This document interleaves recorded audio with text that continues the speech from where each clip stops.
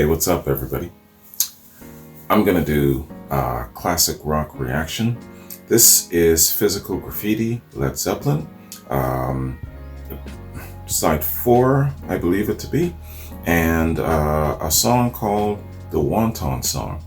And from what a lot of you said to me, that I'm really gonna like it. It's got that punch in the face that I refer to, and the thunder, and all of those great things. So yeah, I'm really looking forward to it, man. Sorry for the delay with Led Zeppelin and all my reactions. I've been having some troubles with uploading lately, and I'm thinking of just renewing all of my accounts. I think it might be stemming from 2 weeks ago when I did something really stupid with the computer, trying to back things up, and I had Geek Squad over at my house, and they're looking at me like, yo man, what the hell did you do?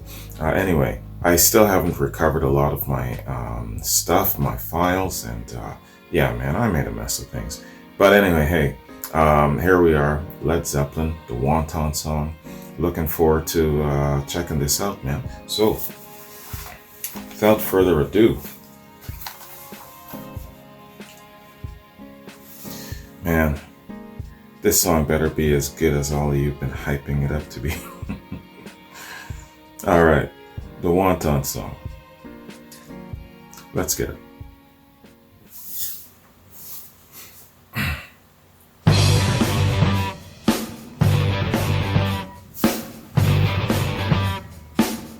That was loud as hell.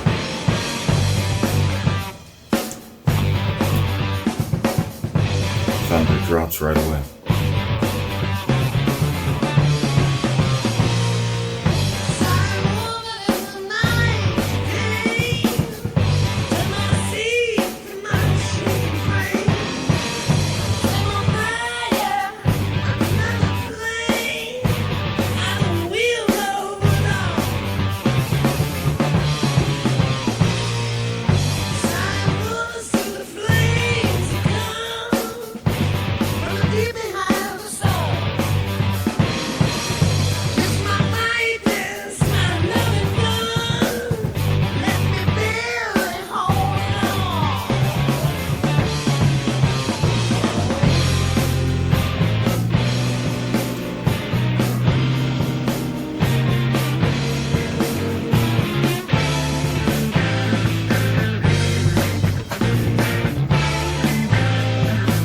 Listen to the way that ornaments drumming.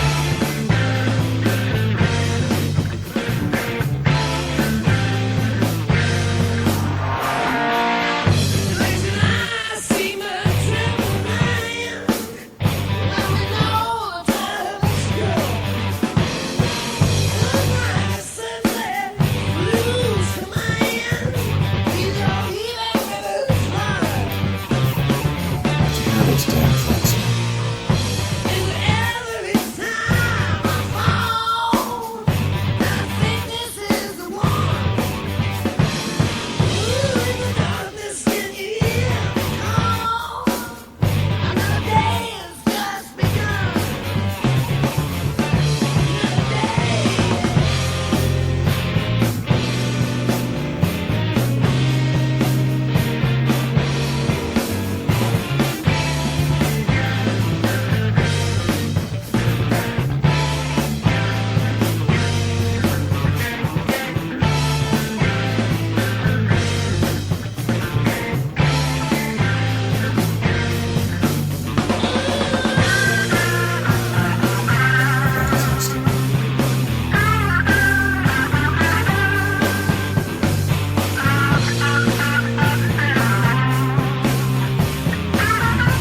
Is this an organ solo?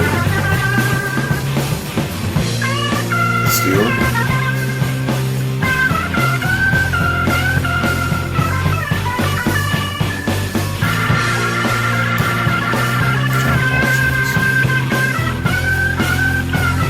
Give it a shit.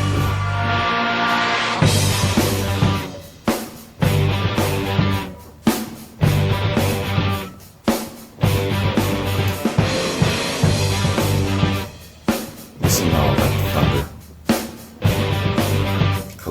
thunder.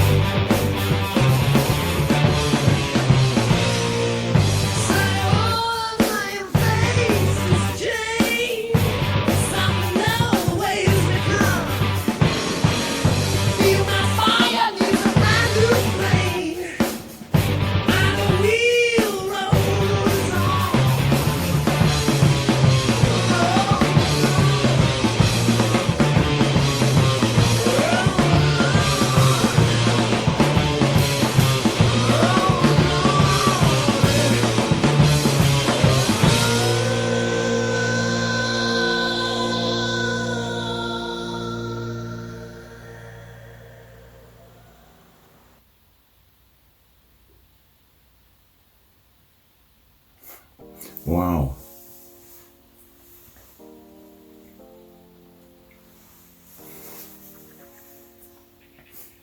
So that's the Wanton song. Yeah. It makes sense, of course, now. The Wanton song. Wanton abandon. Wanton. Yeah, this song is just all about sex. This song is all about the desire. She took my seed from my shaking frame. Yo, this is all about having sex, this song. Yeah, wanton abandonment of your inhibitions and just going crazy. Very, very sexual song. That's what this is about, man. Yo.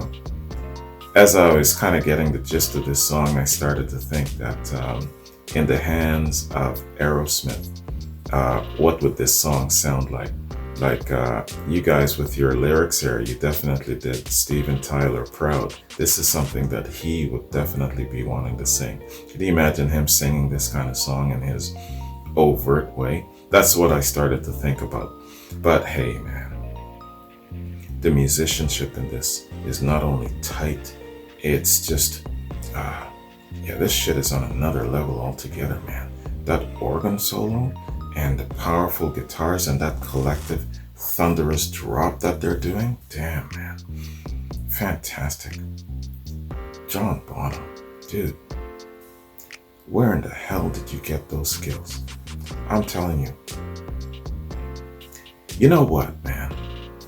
You know, I had another thought too.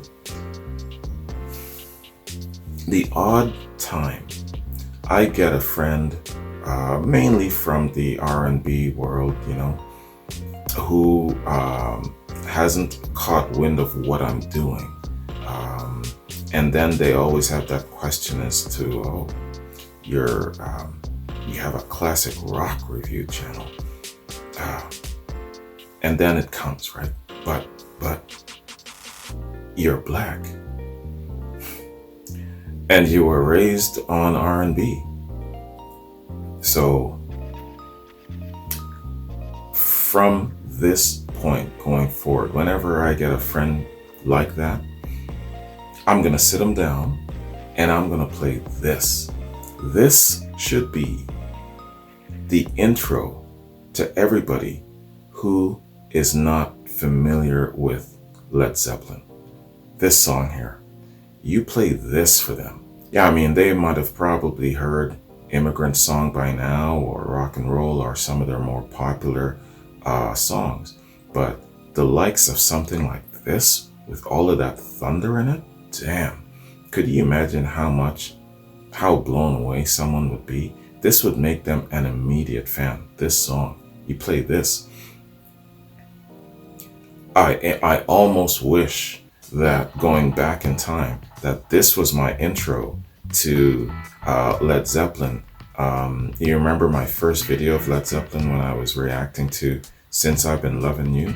Well, that blew my head off too, but this would have just knocked me into a new atmosphere altogether. That's what I'm gonna play for my friends, the ones who aren't familiar with Led Zeppelin and don't know much about them. You know, once we get past Stairway to Heaven, what do you really know about Led Zeppelin? I'm gonna play this. Oh man, yeah, so what else about this song, man?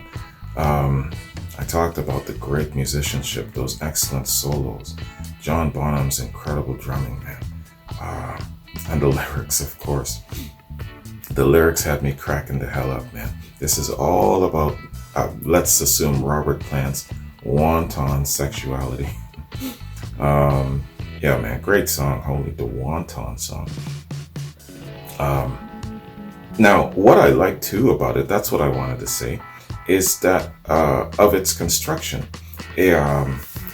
You've got a couple of verses there, and then it goes off into its instrumentals, and then it comes back to another verse and stretches out the song. I love classic rock for that. You just don't see that kind of construction in music as much anymore, where you've got your verses, the instrumentals just take you somewhere else and then brings you right back and stretches the song out. This song was a decent, 5 minutes perhaps? And oh man, fantastic. I really like that about these songs. And of course, when I say this, I'm always thinking about War Pigs from Black Sabbath. How that part in the middle, I think it's called something ladder, and it just stretches out the music and then goes right back. I love that. I love that about a lot of classic rock songs. And this song has that in it. I love that element, the musicianship. Another one is Rush. Here's a great example. Working Man. Working Man by Rush, where they just really, it's like going into a valley of instrumentation and then coming back again and getting back to the main verses. But oh man, that is the thing about this song that makes it really great. I mean, if it was just verse for verse for verse and then done, it would still be a great song, but not a masterful jam the way it is. Those instrumentals in the middle of the song just totally had me, man. Fantastic. And when it went back to the last verse, it was almost like a little cherry on top, right? Love that, man. Okay, so the Wanton song. Yo, man, these guys, they can, at this point in their musical journey, by now they know how good they are. By now they know how versatile they are. By now they can literally wake up in the morning, flip a coin to decide what they're going to do, how they're going to do things. Oh, let's do a folk rock. Let's do a this. Let's do a that. Let's do a masterful, thunderous jam. Let's do this. And they can literally create it at will. Whereas you've got other great, fantastic artists who struggle with that. And these guys, literally, talent on loan from God. They can literally just create anything that they want at will at this point. I'm betting you that that's where they are at this stage, physical graffiti. And man, if I had a wish and I was able to sit down and interview these guys, that's one of the first questions I would ask them. That's the question that I would ask them, one of the questions. At this point in your development, in your musicianship, you have such a command over so many different elements and how you approach classic rock. You wake up in the morning and you decide to go in a certain direction. Was it that easy for you at a certain point? Of course, they're going to try and sugarcoat. No, well, no. I bet you it's that easy at this point. What do you think of that? I think that's where they were at by physical graffiti. All right, let's jump on a little structure here, man, and not just me talking. Let's do a little background on the Wanton song. Okay, so Wikipedia only has a few short paragraphs, so let's check it out. The Wanton song. The Wanton song is a song by English rock band Led Zeppelin from their 6th studio album, 1975's Physical Graffiti. It was developed from a jam session during rehearsals. The band developed this song during sound checks on their '73 United States tour. Jimmy Page worked up the riff in his Plumpton Place Manor house and brought it to the band during the Physical Graffiti sessions. The song went through a number of changes as they worked it up, becoming one of the funkier Zeppelin songs by the time they were done. Like the Lemon song, this song is dripping with desire and does not mention the title in the lyrics.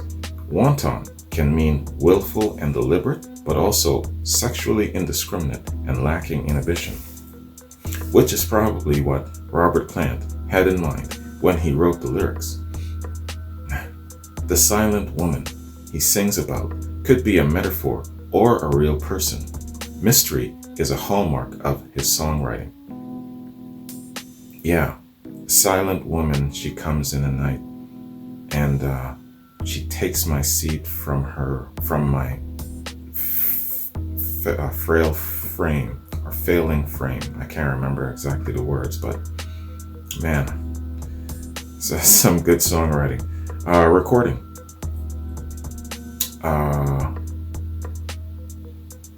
So for his guitar solo, Page employed a backwards echo, where the echo is heard before the note.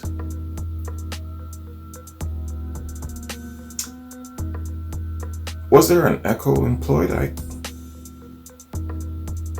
I don't recall. I gotta go back, listen. And also, he put his guitar through a Leslie speaker. This was a technique Page had himself used as far back as his work with the Yardbirds, and faced serious opposition from audio engineers when he tried it on the earliest Led Zeppelin recordings. I believe this backward echo, I first read about it when it was the reaction for You Shook Me. Am I right? Is that the track where I first heard the backward echo from Page? Is it the same sound that I'm thinking of? It's not ringing a bell in the Wanton song here, but that's what I'm conjuring up in my head about a backward echo from You Shook Me. Let me know about that. Let me know if I'm in the ballpark, if I'm right. If so, then there's still hope for me to become a decent musician. This is one of Robert Plant's favorites. In '83, John Hutchison of Record Magazine asked him what he considered the highlights of his time with Zeppelin. The first song that popped into Plant's mind wasn't Stairway to Heaven or Whole Lotta Love. It was the Wanton song. This is Plant, quote, "I remember recording it, the whole session," Plant said. "It was so electric, so quick, and so fruitful. Trampled Underfoot was another one like that. The more impromptu numbers are the ones that really come to mind, rather than the time-consuming things that were worked out and constructed." I guess he's referring to Stairway to Heaven. Led Zeppelin played this live in some of their '75 American and European dates, but it was soon dropped. In a February 2006 issue of Guitar World magazine, Jimmy Page was told that Led Zeppelin's biggest hits, Stairway to Heaven, Kashmir, Over the Hills and Far Away, don't have choruses.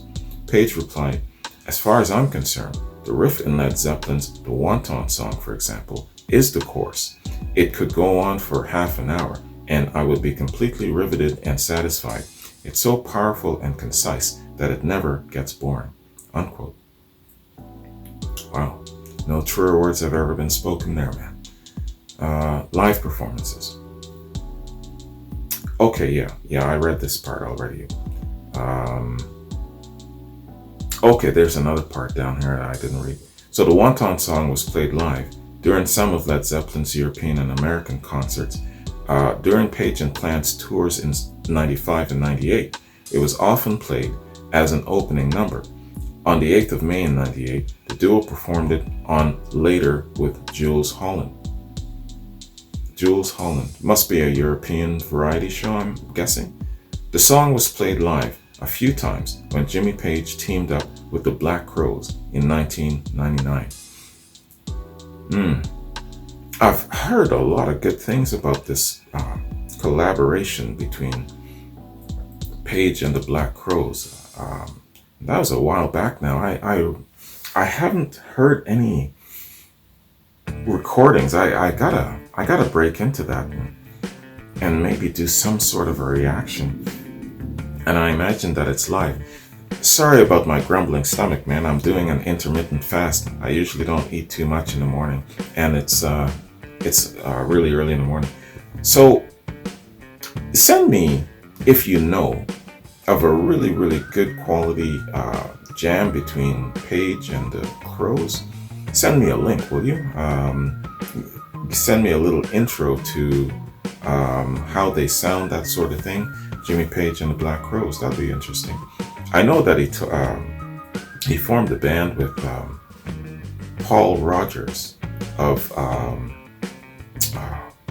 Paul Rogers, Free, and Bad Company. That was the lead singer.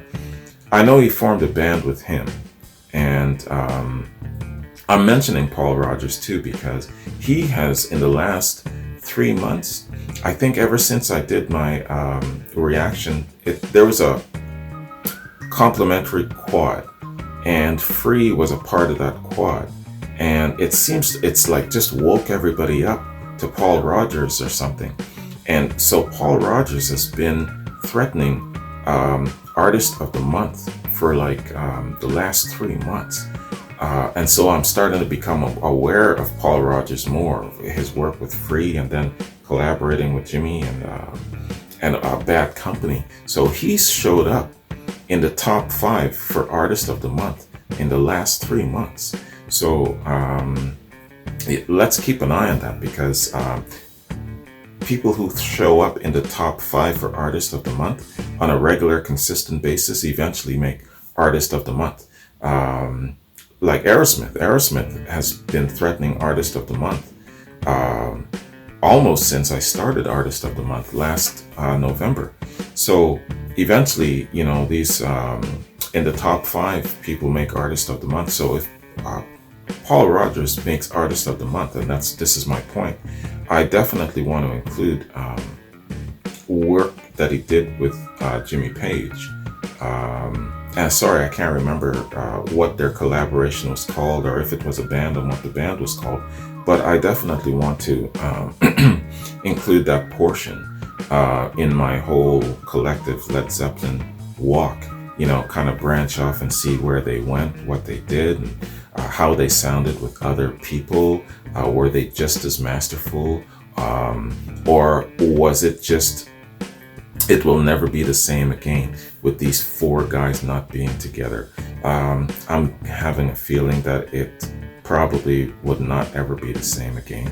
But, you know, I'm still willing to check out and listen to their newer sounds as time progressed and took them into the 80s and the 90s and whatnot, how they changed in their sound. And I believe that it was Page and Plant who more so were a little bit more active. I know Jones did some work as well, but I'm not familiar with what he did post Led Zeppelin as I am with the awareness of Page and Plant's post Led Zeppelin activity. Anyway, I went way off there again. Sorry, man. But it just took me into Paul Rogers just came into mind after I read this whole thing about Jimmy Page and the Black Crowes collaboration. So that's Wikipedia song fact info on the Wanton song. Excellent song, man. And again, too, here's that question, that ignorant ass question that I'm always asking. Why has this song not enjoyed as much airplay as all of their other great songs? First off, why is there only like 5 Led Zeppelin songs, you know, that's always being played? Like, you know, I mean, I hear Black Dog, I hear Rock and Roll, Stairway to Heaven, of course, Immigrant Song, and maybe 1 or 2 others that I might be familiar with. And that is it. It's always just that. So why a song this great why would it not enjoy as much airplay? That's my question. Just not understanding how the whole radio thing works or whatnot. But answer that question for me. And, I remember reading one of the comments saying that, sometimes it's a good thing that these songs remain hidden gems. They're hidden gems for a reason. And sometimes it's a good thing. You don't want the entire catalog of Led Zeppelin to be just known, known so well that it becomes somewhat mundane. Like the Eagles, for example. I've had a few people, one person in particular, come up saying, "Oh man, the Eagles, how mundane." Yeah, dude, I will never ever forgive you for that comment. But at the same time, he does have a point in the sense that a lot of the Eagles songs are so played on the radio that literally that probably represents, I don't know, half of their catalog. So you're familiar with it. But at the same time, too, where the Eagles are concerned, it's just such a part of our culture and our growing up. Even though I wasn't brought up in classic rock, I was familiar with their sound. I knew of them. I grew up hearing them. They were a part of my childhood. So that's a good thing, too. So it's kind of like, I guess, what side of the fence you might be sitting on where your opinion goes with that. But I just have that question. All that just to ask that question. Why was this song, the Wanton song, not played as often as there are other songs that we know of, right? That's just a question that I have. So answer that for me. After all that, just answer that question. So I'm just scrolling down to my notes now, man. Where Led Zeppelin is concerned, and sorry, I don't know what the following song is that follows Wanton, but I'll get on that, and hopefully sooner than later. I've had a lot of delays and stuff, so I'll try and see if I can get on that right away. Of course, I do one Led Zeppelin reaction per week. I've been doing this a whole year, and I still get people come to me saying, "Oh, you haven't done a Led Zeppelin reaction in a while." I get that a couple of times a week. Well, I do a Led Zeppelin reaction once a week, so please stop sending me those notes. It's annoying as hell. "Oh, you haven't done a Led Zeppelin reaction in a while." I do one a week, man. One a week, all right? There's about 5 of you that continuously do that. That's annoying. So stop that shit. So the next Led Zeppelin reaction will be in a week. And another thing too about Led Zeppelin, I was told by someone that there is a documentary that includes a little bit of I guess maybe touring, and they were covering some physical graffiti songs, and it was around like a live, not like a movie like The Song Remains the Same, but kind of like a mini documentary on YouTube, and it's 15 minutes long. But the person who wrote that didn't include a link or anything. So if you are watching this, could you let me know what that documentary is, or if you have a link? That would be great.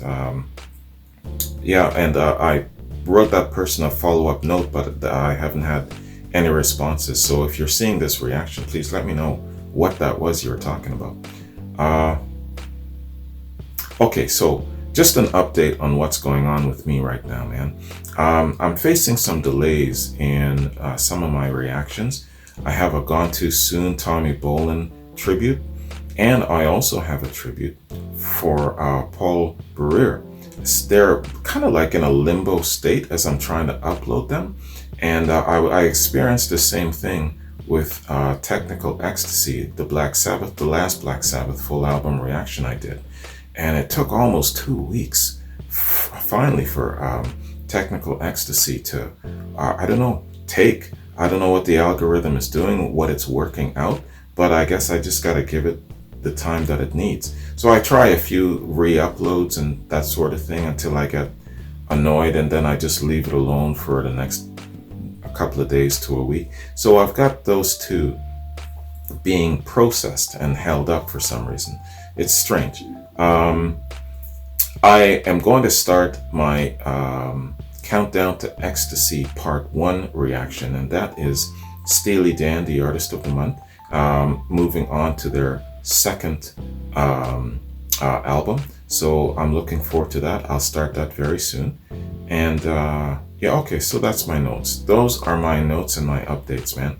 I just wanted to say, yeah, thanks for all of you who sent me notes about the Wanton song and kind of give me an idea that I would like it, and it's got thunder that I like, it's got this and it's got that. You were definitely right, and apologies if I thought that you were a little bit too over the top with your enthusiasm.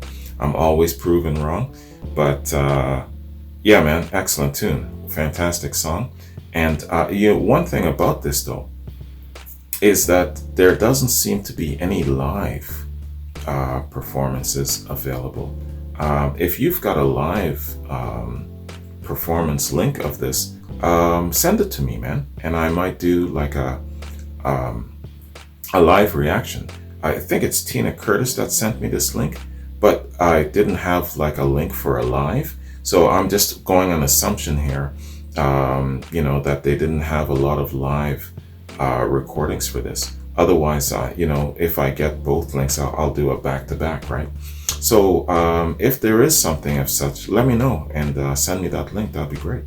Okay, man. So that's it. I'm going to bounce. Thank you very much for joining me. Sorry for rambling on too much. I had a lot to say. When I like something, I talk a hell of a lot, man. This is a great song, and I'm going to listen to it more and more. And this is going to be my intro song to any of my friends who come along who aren't familiar with Led Zeppelin. And I'm going to play this. I'm going to shut up and I'm just going to sit, wait, and watch their reaction, because it's going to make you an instant fan for sure. A song like this, punching you in the face that hard, yo, absolutely. Anyways, man, I'm out of here. You guys have yourselves a great day, and I'll catch you in my next Zeppelin reaction. Peace.